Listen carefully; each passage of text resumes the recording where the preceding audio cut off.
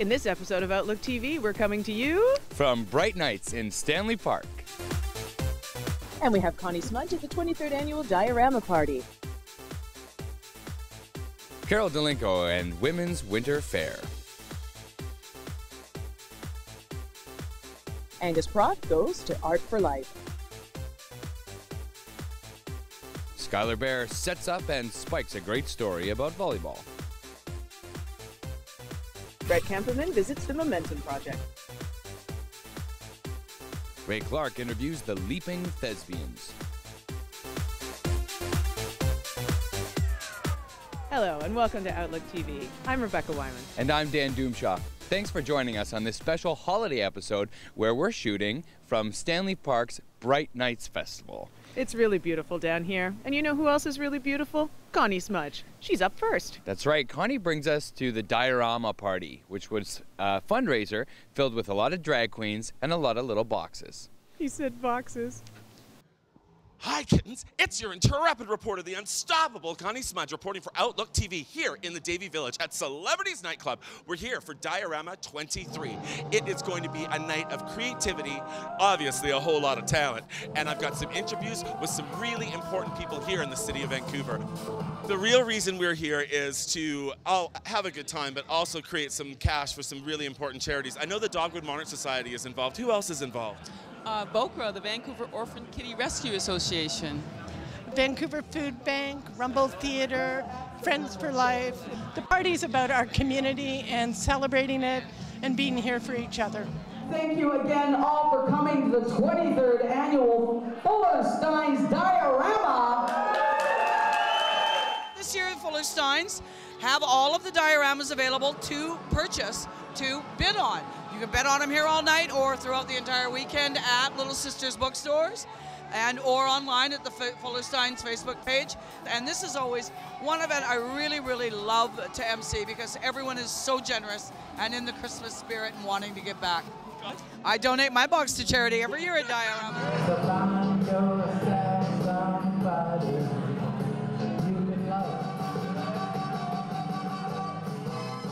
My darling, you are here every year and you perform all year long for a whole bunch of different charities. What makes Diorama special for you? Well, I like the fact that the artists and many, many different entertainers are a part of this show, and so that it's not just a show, it's a production of the community. All artists, designers, everybody is here. So it's fun to work it that way. Well, my kittens, that was Diorama 23. We saw, of course, glamour, some creativity that was out of this world, and a whole bunch of great people earning money for a fabulous umbrella of charities. This is your intrepid reporter, Conni Smudge, reporting for Outlook TV. Yeah. And with the holidays comes thoughts about next year. Dan, have you made any New Year's resolutions? Well, my standing New Year's resolution is always to chew my food more. That's a good one. How about you?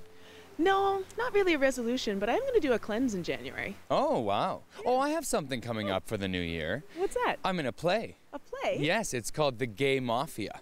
Sounds fun. And funny you should ask, Rebecca, because I've got a poster for it right here, if you could hold the bottom there. The Gay Mafia is coming to the Jericho Arts Center, and it is an improvised comedy where the Don of the Gay Mafia is stepping down. So all the gay henchmen are competing to be the next Don in improvised comedy games. Ooh. Yeah, and there's going to be a pianist there. It's musical. It's happening from the 2nd to the 12th in January, and you can get your tickets at the Jericho Arts Center website. So the Gay Mafia, it's going to be pretty exciting because the Bobbers haven't been in action for a little bit. And if it's an improv night, that means each night's going to be different, so people should get tickets to more than one night. That's right. They should find out when I'm coming and go to those nights, and then also go to other nights because they're going to be fun too, right? So. Sounds good. You know what else sounds like it'd be fun? Caryl Dolinko is at the Winter Market. Oh, that's right. It's the Women's Craft Fair at Heritage Hall. Huh. Caryl will tell us more.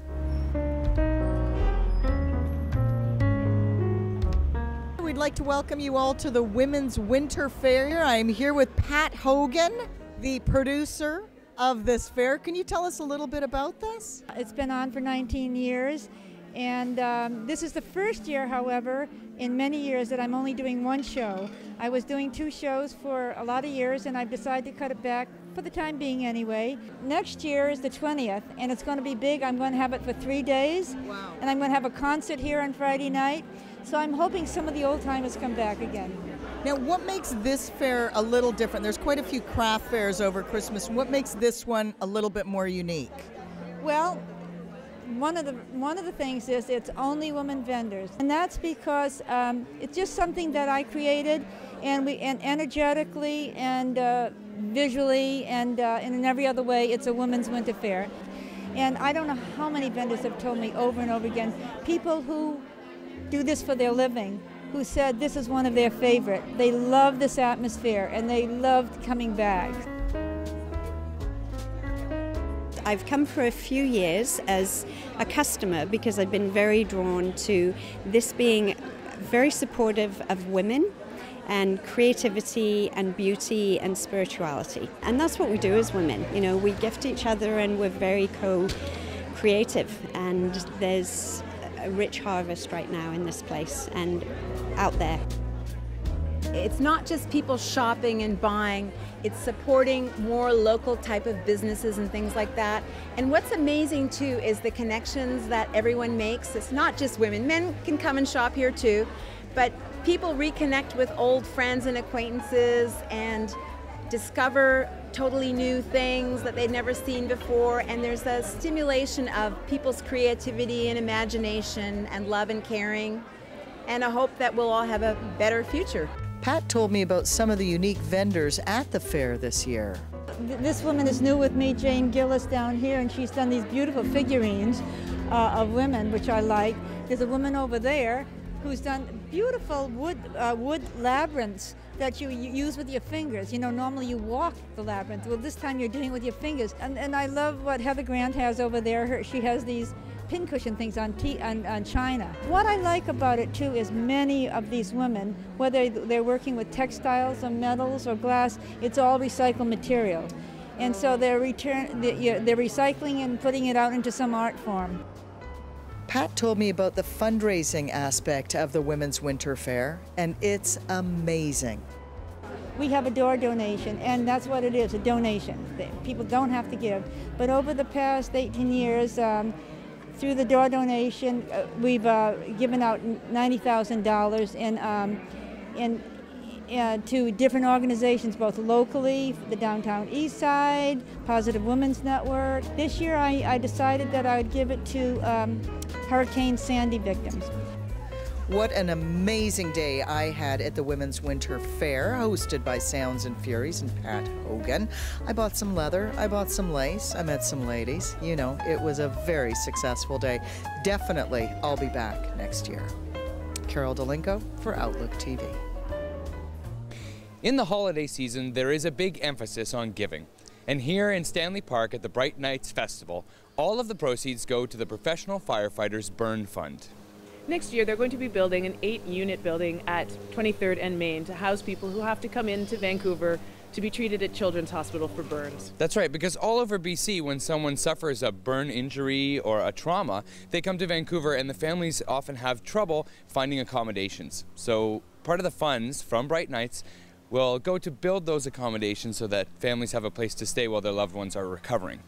Which is important to keep families together.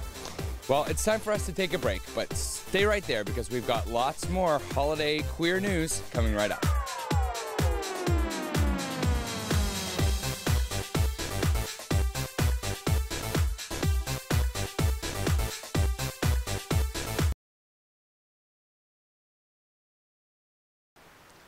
Angus Praught unwrapped his desires and indulged his passions at the 19th annual Art for Life Charity Art Auction to benefit Friends for Life. Angus? We're here at the 19th annual Art for Life Fine Art Auction. Let's go see what's happening inside.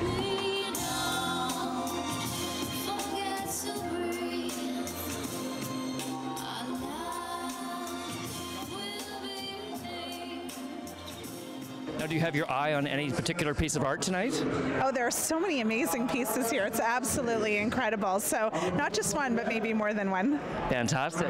I know, and not only the live auction, but the silent auction as well. There's so many pieces here, and it's been a pleasure walking around and just writing your name down and seeing what the evening's going to unfold. I've got my eye on a few, but there's a lot of very enthusiastic bidders out there tonight. Yes, there are. I was outbid 3 times, and I'm not happy about it. But I have a couple of silent auction pieces that I'm hoping, because I have some holes in the wall.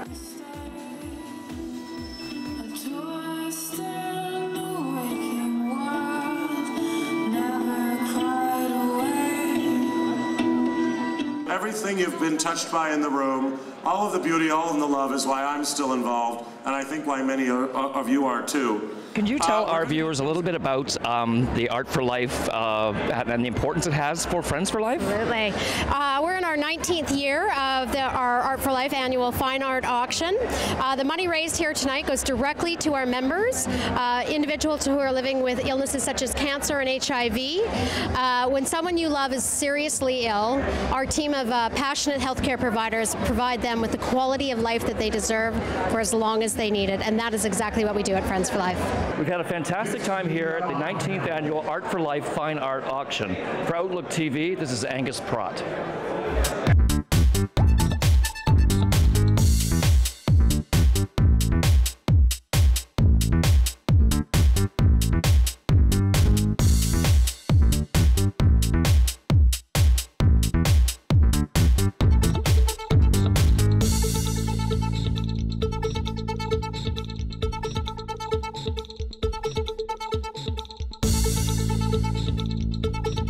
Well, when all of the fun of the holiday season is over, don't get feeling blue because Whistler Pride is right around the corner. That's right. This guy's going to go back up to the North Pole, and all the queers are going to go up to Whistler for Winter Pride. But it don't run itself, people.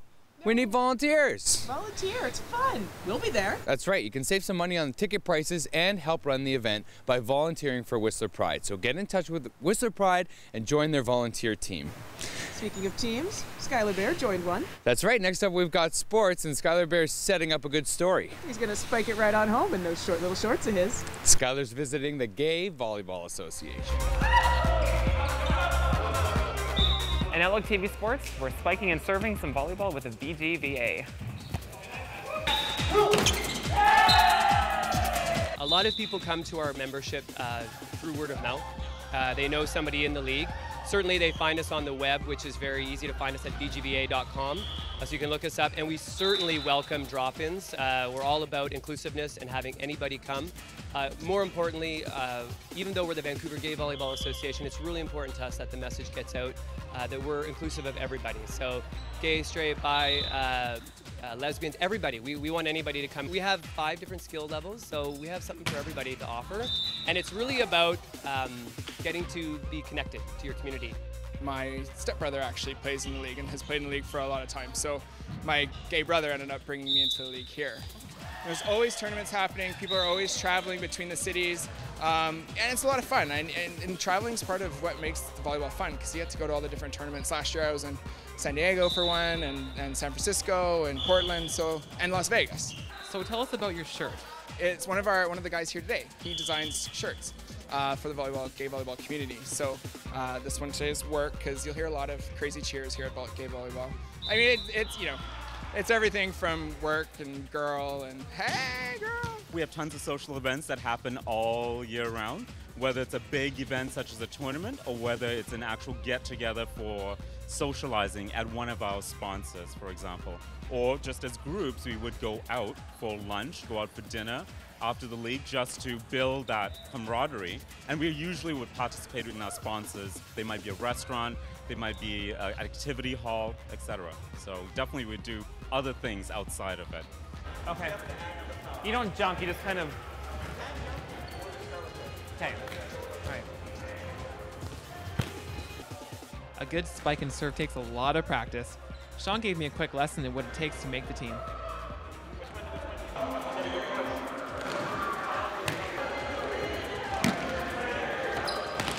Awesome, but an awesome lesson. Thank you for showing me that. Where do you think my skill level's at? Definitely not this level, but the level lower than this, absolutely. Intermediate 1, you'd probably fit in well. So you took it well, and yeah, maybe we'll see you out. How do you deal with the wrist? Like, do you have the callus? Pretty much, yeah. Okay. The redness and everything like that. So it's just a sign that you're doing a good job. Right? Absolutely, absolutely. The pain. You have to work through the pain. For OutlookTV, this is Skyler Baire signing off with VGVA.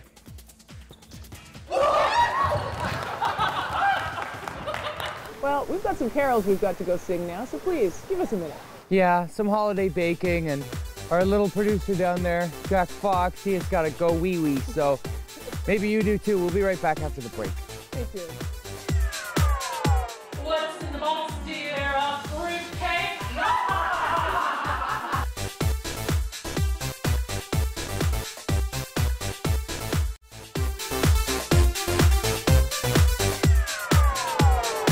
Welcome back. You're watching Outlook TV. And now a story about research and advocacy. Our producer Fred Kamperman brings us to the Momentum Project, where they're doing interesting research about men who have sex with men.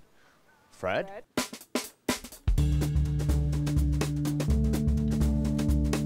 The Momentum Project is a men's health research project which is looking at how men are having sex with men.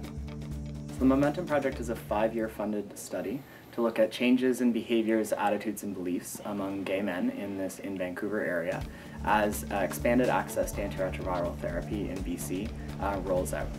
We're now putting more people onto HIV treatment than ever before. More people are testing for HIV than ever before. And these might change people's attitudes and beliefs about sexual health, about HIV, and that may change their behaviors. A participant would complete a survey that is on our computers that would take about 60 to 80 minutes to complete. It would ask questions about where you live, who you hang out with, some demographics about you, as well as all the sexual behaviors that I've just described, your attitudes and beliefs about sex, your substance use in the past little while, some questions about your mental health. And then when you're all done there, you would see our nurse, and they would do a screening test for all sexually transmitted infections if appropriate. So the rapid HIV test takes about 60 seconds to complete. It involves just a finger prick of blood. And we know almost instantly if a person has antibodies against HIV. And if the test shows that they might have antibodies against HIV, this is called a preliminary positive, and we would forward a full blood test onto the BC Centre for Disease Control, where they would assess an actual diagnosis for HIV. There are a number of incentives, cash and prize incentives for participating in Momentum. The cash incentive is $50 for participating, and we also have 2 draws, a 6-month draw and a 1-month draw. The 1-month draw is for $250 gift card to the Apple Store, and a 6-month draw for a $2,000 gift certificate to the Flight Center. And these are all $10 increment prize tickets. So you can choose any combination of $50 cash or $10 increment prize tickets for either of those 2 draws that I just mentioned. There's also an additional incentive for recruiting guys as well into the study, because we are solely based on peer recruitment, and it's really important for us to continue recruiting guys. So we do offer an incentive to recruit friends from your social or sexual networks. There's $10 for each guy that you recruit that comes in and participates with us. For Outlook TV, I'm Fred Kamperman. The Saige Community Food Bank is a no-barrier safe space for queer, trans, and gender variant people to access healthy food and support from other queer and trans peers and allies. Bruce and I were approached back last October, almost a year ago now, it will be a year by the time the show films, by someone named Andrew. And Andrew said that a friend of his who was transitioning from male to female transgender didn't eat nutritiously as much as possible because they were on a very tight budget, and they wanted to know if there was a safe place where people could go to get healthy food for the LGBT community. And we couldn't think of one, but it really touched something in our hearts, and we decided to start one. The project was inspired by Saige Food, a local trans woman who expressed a particular need for this type of resource due to the many barriers that trans and gender variant individuals face. She was having a really rough time with her family. Her family was very religious and weren't very accepting of her lifestyle and her choices, and basically just who she was as a person. She kept talking about coming out to them after Christmas, etc., etc. And then I found out we decided to do the food bank, and we're just trying to find, finish organizing the space, etc. And then she took her life not long after Christmas. I guess she talked to her parents, didn't work out, and she just couldn't deal with it anymore. And since it was kind of her idea, it was about, she was the one that asked if there was anything set up for that. So we decided to name it the Saige Community Food Bank in memoriam to her. Many of the volunteers are individuals who access the food bank itself. A couple of people actually here volunteer that saying, well, we like to help you and we like to be part, and yeah, just unloading the trucks and cleaning up. They want to feel that it's their food bank also. The food bank runs every other Monday out of Art Bank at 1897 Powell Street, just at Victoria Drive. To volunteer, donate, or just to find out more, go to sagecommunityfoodbank.com. This is Shayne Forster reporting for Outlook TV in Vancouver. Rebecca, I'd like to take this time to wish you all the best this holiday season. In bed. Oh, gee, thanks, Dan. I've always thought you were pretty swell. In bed. Well, our next story brings us to the Leaping Thespians. In bed. And Rae is going to interview them. In bed. Hi, ladies. Hello. It's so nice to be so intimate with you guys. Yeah. So thanks for coming to no bed with worries. us. No worries. Yeah. I appreciate the invite. Oh yeah. You know. You want to get in the covers a little bit more. Oh yeah. Okay. I'll try. Just get here. We'll just let you in. Here we go. You can just hold there. Oh, okay. There we go. Hold on. Life out there can sometimes be a cold and brutal place. Leaping Thespians is an award-winning women's theater group bringing stories of lesbians' lives to eager audiences. We like doing original stuff better. It's a much better way to sort of incorporate the ideas and creativity and fun-filled spirit of the members of the group. I find this group to be the most collaborative and most rewarding group that I've ever been involved with. You just put forward your talent and your energy, and it just comes together with magic, I think. It's a space and a community where I get to come and play, and we're working, but we're playing. And community, lesbian and women's community, which I, having moved back to Vancouver a few years ago, was desperately missing. A place of passion in this song. I'm talking here of passion in the bed and in the street. The group just finished a successful production of Christmas Carol in gay apparel. The show was really well received, and we were talking earlier about how everyone just loved it, standing ovations almost every night. It was sold out before we opened, and people even came in their gay apparel. Change your life, Scrooge, before it's too late. I think with A Christmas Carol, it's a classic story, but I think people expect the unexpected from the LTs. So I think they're happy to see just how we're going to twist it up. And we did. Leaping Thespians is starting to broaden their reach. They've been accepted into the Fringe Festival for a special program they have where they develop original scripts with groups. So it's kind of a mentoring program to do original theater that is developed to be done on a very specific site on Granville Island. Just in time for New Year's, the girls have released their annual side project. I'm really happy right here in bed and quite satisfied because I had my brand new Dyke Vancouver calendar made especially from the Leaping Thespians to the lesbian community in Vancouver. It does showcase a lot of wonderful lesbians in our city, and you can submit a photo and be in the 2014 calendar. This is, we have 2013 calendars on sale on our website. Special stocking stuffer for all those hard to shop for lesbians on your shopping list.